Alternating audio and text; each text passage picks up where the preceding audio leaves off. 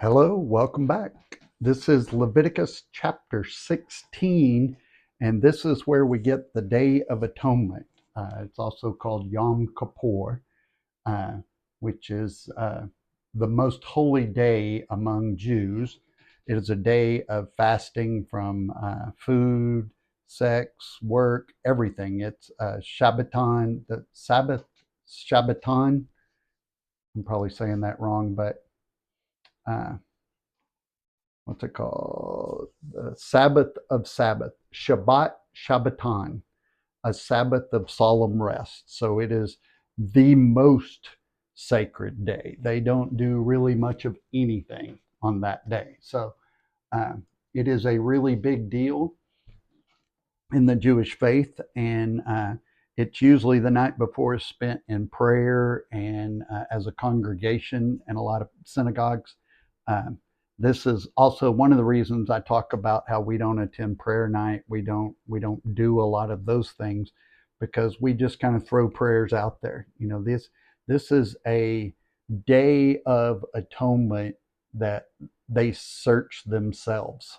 And I believe we should search our own heart and mind and try to find anything that's preventing us from being closer to God. Then we want to atone for that, get it out, get moving forward. And that's basically what this day has become. So let's learn what the day was originally intended for. And it's not that different than it is uh, observed today, but it is a little different because they don't have the temple. But I'm going to read from the New Living Translation, and it goes like this. The Lord spoke to Moses about the death of Aaron's two sons, who died after they entered the Lord's presence and burned the wrong kind of fire before him. The Lord said to Moses, warn your brother Aaron not to enter the most holy place behind the inner curtain whenever he chooses. If he does, he will die. For the ark's cover, the place of atonement, is there, and I myself am present in the cloud above the atonement cover.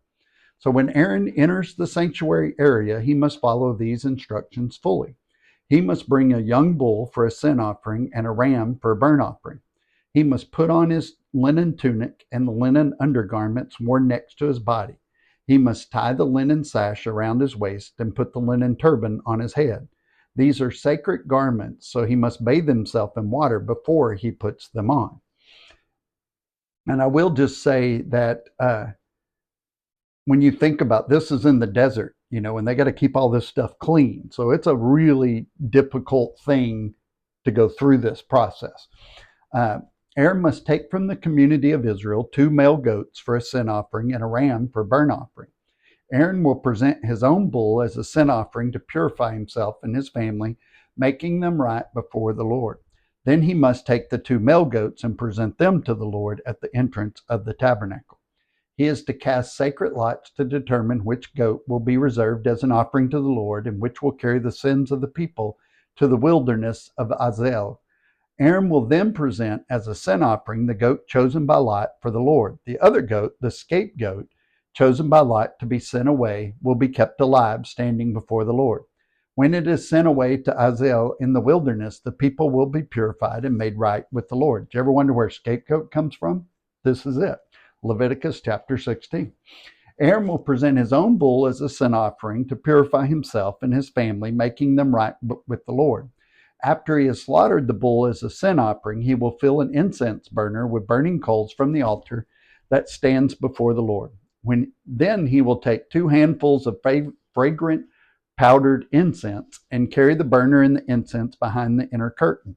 There in the Lord's presence, he will put the incense on the burning coals so that a cloud of incense will rise over the ark's cover, the place of atonement that rests on the Ark of the Covenant. If he follows these instructions, he will not die. Then he must take some of the blood of the bull, dip his finger in it, and sprinkle it on the east side of the atonement cover. He must sprinkle blood 7 times with his finger in front of the atonement cover. Then Aaron must slaughter the first goat as a sin offering for the people and carry its blood behind the inner curtain. There he will sprinkle the goat's blood over the atonement cover and in front of it, just as he did with the bull's blood. Through this process, he will purify the most holy place, and he will do the same for the entire tabernacle. Because of the defiling sin and rebellion of the Israelites, No one else is allowed inside the tabernacle when Aaron enters it, for the purification ceremony is in the most holy place. No one may enter until he comes out again after purifying himself, his family, and all the congregation of Israel, making them right with the Lord. Then Aaron will come out to purify the altar that stands before the Lord. He will do this by taking some of the blood from the bull and the goat, putting it on each of the horns of the altar. Then he must sprinkle the blood with his finger 7 times over the altar. In this way he will cleanse it from Israel's defilement and make it holy. When Aaron is finished purifying the most holy place in the tabernacle and the altar, he must present the live goat. He will lay both his hands on the goat's head and confess over it all the wickedness, rebellion, and sins of the people of Israel. In this way, he will transfer the people's sins to the head of the goat. Then a man specifically chosen for the task will drive the goat into the wilderness. As the goat goes into the wilderness, it will carry all the people's sins upon itself into a desolate land. When Aaron goes back into the tabernacle, he must take off the linen garments he was wearing when he entered the most holy place, and he must leave the garments there. Then he must bathe himself with water in a sacred place, put on his regular garments, and go out to sacrifice a burnt offering for himself and a burnt offering for the people. Through this process, he will purify himself and the people, making them right with the Lord. He must then burn all the fat of the sin offering on the altar. The man chosen to drive the scapegoat into the wilderness of Azazel must wash his clothes and bathe himself in water. Then he may return to the camp. The bull and the goat presented as sin offerings, whose blood Aaron takes into the most holy place for the purification ceremony, will be carried outside the camp. The animal's hides, internal organs, and dung are all to be burned. The man who burns them must wash his clothes and bathe himself in water before returning to the camp. On the 10th day of the appointed month in early autumn, you must deny yourselves. Neither native-born Israelites nor foreigners, that's us, the Gentiles, living among you may do any kind of work. This is a permanent law for you. On that day, offerings of purification will be made for you, and you will be purified in the Lord's presence from all your sins. It will be a Sabbath day of complete rest for you, and you must deny yourself. This is a permanent law for you. In future generations, the purification ceremony will be performed by the priest who has been anointed and ordained to serve as high priest in place of his ancestor Aaron. He will put on the holy linen garments and purify the most holy place, the tabernacle, the altar, the priest, and the entire congregation. This is a permanent law for you to purify the people of Israel from their sins, making them right with the Lord once each year. Moses followed all these instructions exactly as the Lord has commanded him. Now remember too, when God says something once, it matters. When he says it's twice, it's even more important. And when he says it's 3 times, it's pretty big deal. He means for us to remember it. And I think he said that was a permanent law. So do with it what you want. All the rituals in Leviticus, including the ones we're about to read about, required the temple and the priesthood. The Day of Atonement, or Yom Kippur, as it's called in Hebrew, they had to modify the way they interpreted the Levitical instructions because they had lost their temple. So they should have done what they could without a temple until the temple could be rebuilt, as Ezekiel and Revelation show. But in Hebrew thinking, there was no more important event than Yom Kippur, the Day of Atonement for all sins. It was a big deal. So the biblical purpose of Yom Kippur is to purify the tabernacle of uncleanliness and to purify the people, the priest, and the high priest. Because of Jehovah's dwelling place were defiled, he would not maintain his presence there because he can't be in the presence of uncleanliness. So he would not be able to stay there in his presence, which he's inside us now. So God's view gave way after the destruction of the temple to a new viewpoint, basically, that Yom Kippur was for judgment and atonement of sin for the people of Israel. Twice the temple was destroyed. The people were unable to be purified and offer blood sacrifices to atone for their sins. So they began to come up with ways around the problem. The result was tradition. The guilt becomes overwhelming, so you got to come up with some way to get rid of that, and that's basically what we did. I didn't do it, but we do that in the church too. We come up with different ways how we worship. That's the way we think it should be done instead of the way God says that it should be done. So this is human nature, and let's not look down on them for trying to remove their guilt, but rather look at our traditions and do the same thing. We sing songs in church, and we have these massive nights of worship and praise to do the same thing. I'm not knocking anyone, but I'm just asking, should we do those and say we're doing what God calls us to do? That's all I'm saying. This is where speaking something and saying God told me is dangerous. Did God really say this is a permanent law for us? And then go, unless you want to do it a little differently, then I'll be just as happy with it. You know, worship, when we read some of this, we think, man, that's a lot of work. That's a lot of effort. That's why I rail against the worship that we call worship now, where we just go and watch people worship. We don't actually worship. Some people don't even sing. They don't even stand up. They don't do anything. We don't even participate. We're just watching it happen. It's kind of like watching a football game. You didn't play football. You just watched other people play football.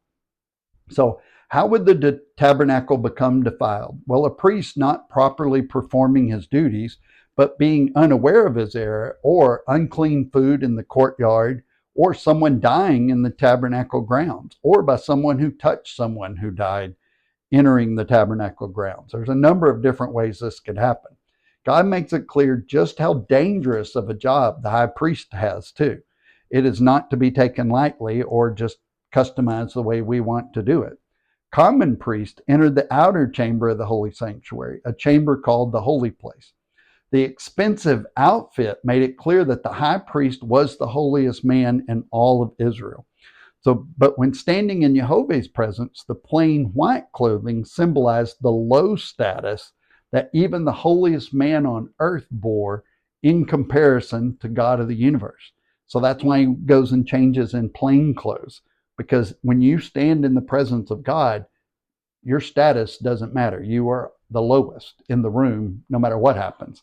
So we now get the rules and ordinance for what's called the scapegoat ritual. In verse 8, it says, one lot for Jehovah, not the Lord, and one lot for Aziel. That's where we changed it all to say the Lord, because that makes it all about Jesus and less about the God of the universe. So Aziel was a name given to a demon that lived in the wilderness. The smoke acted as a veil for Aaron. The cloud of smoke was not for the benefit of God. It was as a protection for the high priest, because as it says, lest he die. So blood from both the sacrifices is presented, and atonement is made for Aaron and the congregation of Israel. Verse 16 says the purpose for this procedure is to cleanse the sanctuary. The last few words say that God dwells with Israel in the midst of all their uncleanness. So he dwells above the Ark of the Covenant. Other holy things need to be cleansed. So in verse 18, the altar of burnt offering has the bull and goat's blood applied. Beginning in verse 20, we get a demonstration of how our sin is taken from us, transferred to a substitute. And then the sin is removed from us, not just covered, but taken from us. Even the scapegoat ceremony, where the Israelites stand helplessly and watch as God cleanses them from their sins, is a shadow of our position today. He sends our sins out to nowhere. They go away from us. Sometimes we need that visual representation to know you're not still carrying the sin that you've asked for forgiveness for. You need to let it go out into the desert with this goat. Let it go. So what's being related here is the source of all evil, the devil, is symbolized by Azazel. Azazel is forced to receive back what he sent out into the world, sin and uncleanliness. That's the pattern, the shadow that they're God is setting up there. So verse 27 through 28 describe how only parts of the Hottentot sacrifice are to be burned up. The other parts will be taken outside the camp and burned. The remaining parts are not part of the sacrifice. These parts are destroyed by fire. It is getting rid of the parts that are not for God, parts that are not holy. So the Day of Atonement is the 10th day of the 7th month of the year. This day is to be a special Sabbath, a kind of super Sabbath, if you will. And the denying starts by fasting. a departure from the seventh day Shabbat, where a large and joyous meal is served. So the motto of the Yom Kippur Sabbath would be abstain. Abstain from food, work, drink, bathing, sex. If it's personally enjoyable, you're not supposed to do it. That's basically how that works.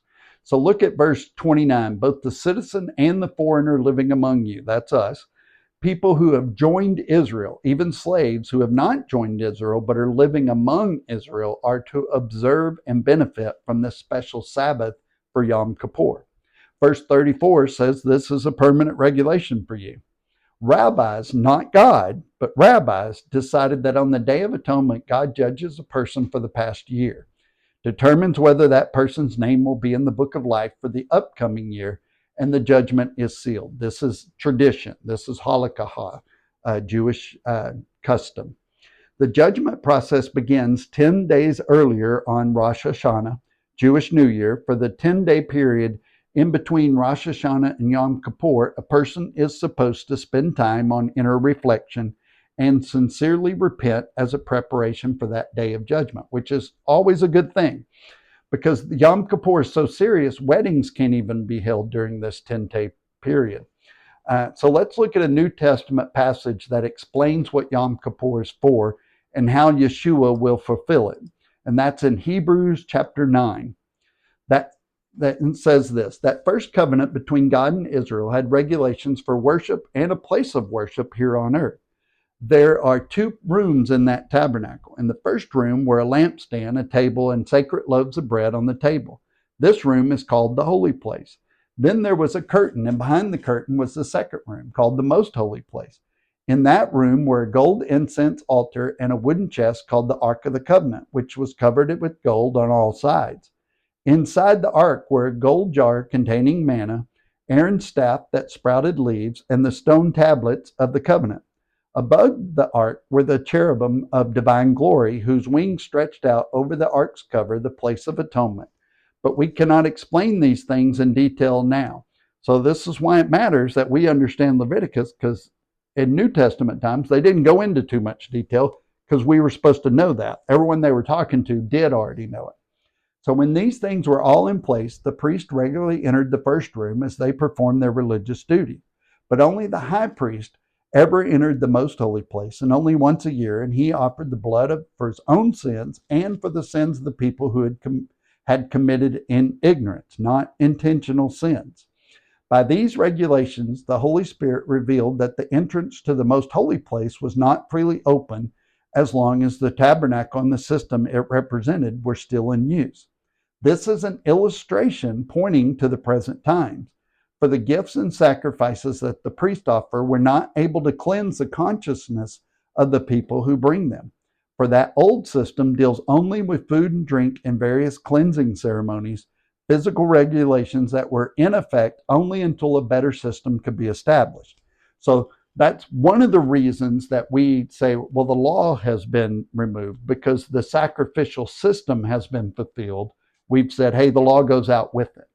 But they're two different things, which is what we're learning in Leviticus. So jumping down to verse 18, it says, that is why even the first covenant was put into effect with the blood of an animal. For after Moses had read each of God's commandments to all the people, he took the blood of calves and goats along with water and sprinkled both the books of God's law and all the people using hyssop branches and scarlet wool. Then he said, this blood confirms the covenant God has made with you. And in the same way, he sprinkled blood on the tabernacle and on everything used for worship. In fact, according to the law of Moses, nearly everything was purified with blood. For without the shedding of blood, there is no forgiveness. That is why the tabernacle and everything in it, which were copies of things in heaven, had to be purified by the blood of animals. But the real things in heaven had to be purified with far better sacrifices than the blood of animals. That's why we have Christ, because he satisfied the need that we had above that, intentional sin. So the need for Yom Kippur can be summed up like this. The law made nothing perfect. The law teaches God's laws and commands, what he has determined is evil and good, and the need to make peace with him. The law gives us the path to righteous living and the blessing from it, and warns us of the consequence of the curses of the law. Choosing one direction brings life and the other death. The law did not provide a remedy for all sins. The law was perfect, but its purpose was not perfect. That was Yeshua's mission, Jesus the Christ. Yom Kippur takes place on the 10th day of the 7th month of the biblical religious calendar. Even the number of the month and day is significant. The 7th month is the Sabbath month. The number of the day is 10. 10 is the biblical number of completion, completion in the sense of fullness. Scripturally, Yom Kippur was a solemn time. It was also filled with joy, knowing that if the high priest did his job right, then all Israel's sins would be forgiven. Later in the day, the high priest would enter the Holy of Holies carrying a vessel filled with blood. This would happen 3 times. Some of the blood was from the bull, some from the slaughtered scapegoat. The priest and worshipers watched as this was the last they would see the high priest until he either reemerged, meaning God had accepted the sacrifices of the people, or he never came out, meaning he had been struck dead, the sacrifices rejected, and the people would be forced to live under their sin until next year at the same time. So imagine the emotional trauma this caused and the anticipation and then just attention that they paid to this. Tradition developed that had a Gentile lead the goat into the wilderness to a cliff and pushed it off, ensuring the goat, with Israel's sin, would never return. And that's just tradition. That's obviously not in what we just read. Yom Kippur or any biblical feast cannot be fully conducted without the holy temple and the priesthood. That does not mean that we should not do what we can to observe God's appointed times. But here's the good news. The perfect law has been perfectly followed. The Messiah Yeshua is the perfect mediator. He is the sinless high priest who never had to have his sins atoned for. He is the ideal innocent sacrifice. Yeshua has accomplished some of Yom Kippur's purpose. He became the sacrificial goat that atoned once and for all, but all Israel has not yet been saved. And Paul in Romans 11 said Yeshua's priority was Israel. So in his return, he will save Israel from its earthly and spiritual enemies and bring them to peace with God. So when we read Romans and we read Leviticus, we see all of these patterns set up and understand what Yeshua actually did. So if you just heard this and said, okay, I need a scapegoat, I need blood, I need a temple, you don't. That's what Yeshua the Messiah provided. So we don't have to worry about that anymore. But it doesn't mean we can ignore what God's asked us to do. And it doesn't mean that we shouldn't search our heart and mind and ask for forgiveness for a sin maybe we don't even remember we committed, or we don't even know we committed. That's also a very good thing to do. And Yom Kippur is a great time to do it. But you could also do it each and every day, because we have access to God all day, every day, all year. And that's an amazing thing. So love God, love people, and change the world.